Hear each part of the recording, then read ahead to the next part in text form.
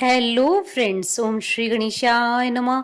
आप सभी का स्वागत है आपके अपने यूट्यूब चैनल पर।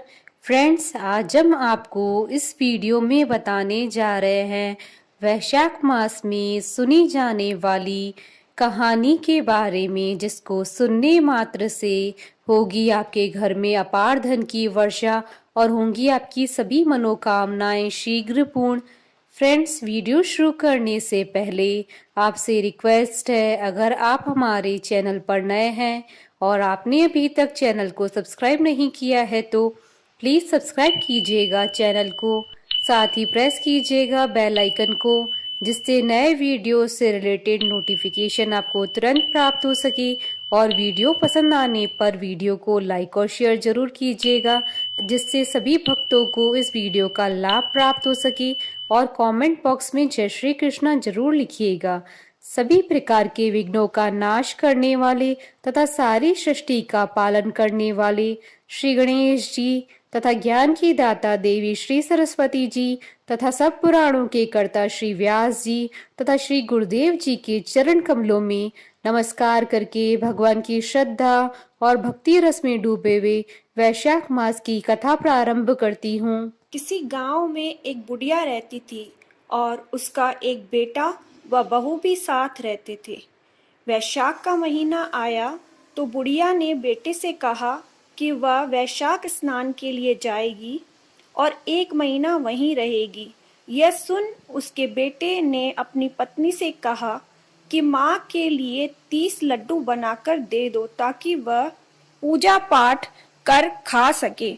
बहू ने गुस्से में आकर 30 लड्डू बनाकर दे दिए। बुढ़िया नदी किनारे वैशाख स्नान को गई और वहीं एक किनारे पर झोपड़ी बनाकर रहने लगी। बुढ़िया रोज सवेरे उठकर स्नान करती और जैसे ही एक लड्डू निकालकर खाने लगती तो हनुमान जी बंदर के रूप में आते तो बुढ़िया वह लड्डू खुशी से उस बंदर को दे देती। इस तरह से वैशाख का पूरा महीना बीत गया और सभी 30 लड्डू हनुमान जी बंदर के रूप में खा गए। वैशाख का महीना समाप्त होने पर बुढ़िया वापस जाने को तैयार हुई तो हनुमान जी प्रकट हो गए। उन्होंने बुढ़िया की उस कुटिया की जगह एक आलीशान महल बनवा दिया। बुढ़िया का पूरा महल धन दौलत से भर गया। उसकी काया निरोगी हो गई। अन्न के भंडार से महल भर गया। इतना सब होने पर वह धूमधाम से अपने बेटे के पास गई। बुढ़िया को इतना धनी देखकर उसकी बहू ने मन में कहा कि अगले वैशाख मैं भी अपनी माँ को वैशाख स्नान के लिए भेजूंगी। और अगले वैशाख आने पर उसने अपनी माँ को वैशाख स्नान के लिए कहा। पूरे 30 लड्डू घी व बहुत सा मेवा डालकर अपनी माँ के लिए बनाकर दिए।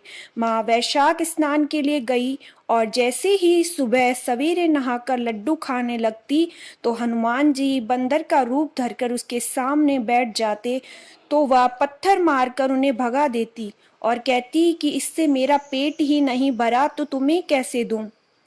उसका रोज का यही क्रम 30 दिन तक चलता रहा।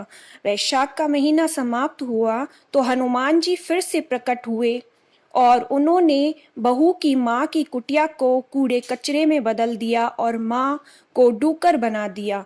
वैशाख महीना समाप्त होने पर बहू ने अपने पति से कहा कि वैशाख का महीना खत्म हो गया और आप मेरी माँ को गाजे बाजे के साथ लेकर आओ।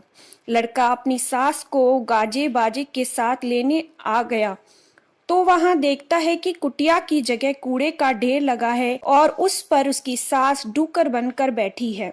लड़के को देख हनुमान जी प्रकट हुए और बोले कि बेटा, तुम्हारी माँ ने सच्चे मन से वैशाख का स्नान किया और पूजा पाठ किया, इसीलिए ही तुम्हारी माँ पर वैशाख देवता का आशीर्वाद बरसा था। लेकिन तुम्हारी सास ने पापी मन से यह कार्य किया है और वैशाख महीने में बेटी के घर का अन्न खाया है, इसलिए वैशाख देवता इससे नाराज हुए हैं, जिससे यह डूकर बन गई है।